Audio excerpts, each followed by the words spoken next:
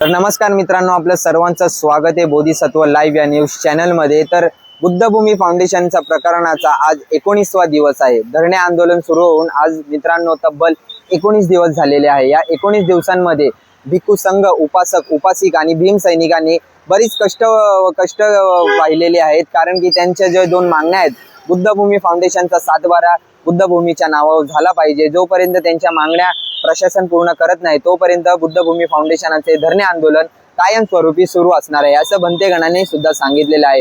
येत्या 19 जूनला जो जन आक्रोश महामोर्चा काढण्यात आलेला होता, डॉक्टर बाबासाहेब आंबेडकर स्मारकापासून ते KDMC पर्यंत, त्यानंतर भिक्खू संघाची आणि आयुक्तांची एक मीटिंग झाली होती। त्या मीटिंगमध्ये काही निर्णय नाही लागल्याने हा धरणे आंदोलन बनते गौतम रत्न थेरो यांचं असं म्हणणं आहे की जोपर्यंत आमच्या मागण्या पूर्ण होत नाही तोपर्यंत आम्ही हा धरणे आंदोलन मागे सरकवणार नाही।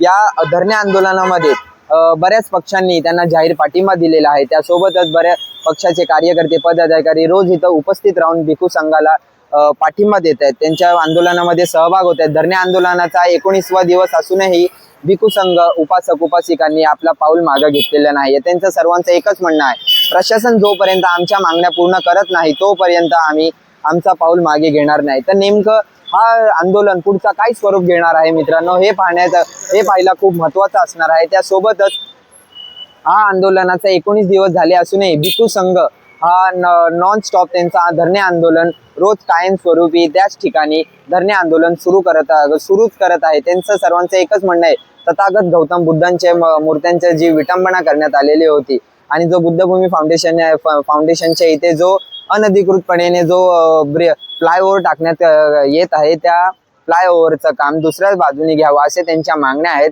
कारण की त्या फ्लायओव्हरने बुद्धभूमीचे 2 भाग झालेले असं वाटते। एकाच फ्लायओव्हरच्या त्या साईडला मैदानाचा भाग जातो आणि या साईडला जिथे तो बुद्धभूमीमध्ये जे सर्व भिक्खू संघ आणि तथागत गौतम बुद्धांच्या मूर्त्या आहेत, ते अशा 2 भागामध्ये तो बुद्धभूमी फाउंडेशनचे वाट्या झालेल्या आहेत। तुम्ही ते आपण ते पाहिलंच असेल।